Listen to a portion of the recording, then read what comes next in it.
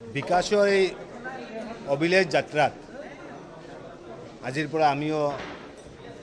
সহকৰ্মী হ'লোঁ আৰু বিশেষকৈ মই ভাবোঁ বিকাশৰ ক্ষেত্ৰত গোটেই ভাৰতবৰ্ষত অসমৰ বৰ্তমান গভৰ্ণমেণ্টখন অৰ্থাৎ বিজেপি গভৰ্ণমেণ্টখন মাননীয় মুখ্যমন্ত্ৰী যিটো এখন অভিলেখ সৃষ্টি কৰিলে সেইটো আমি কোনেও অস্বীকাৰ কৰিব নোৱাৰি।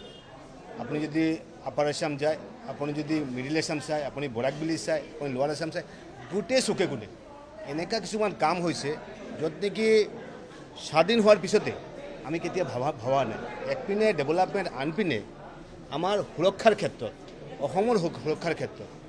অসমৰ সভ্যতাৰ ক্ষেত্ৰত এইখন গভৰ্ণমেণ্টৰ যিটো দৃঢ়তা, যিটো সংকল্প, এইটো আমাৰ মানিবই লাগিব। সেইটো কাৰণে মই ভাবোঁ এজন বিধায়ক হিচাপে যিটো পাৰ্টিৰ উদ্দেশ্য হৈছে ৰাষ্ট্ৰ নিৰ্মাণ, যিটো পাৰ্টিৰ উদ্দেশ্য হৈছে এই দেশখনৰ সভ্যতা সংস্কৃতি, সনাতন সভ্যতা সংস্কৃতি, আমাৰ কৃষ্টি কালচাৰৰ বিকাশ, এই যিটো এটা পৰিৱেশ এইটো অক্ষুণ্ণ ৰখাৰ কাৰণে এই যিটো দলৰ অৰ্থাৎ বিজেপি দলৰ যিটো দৃঢ়তা,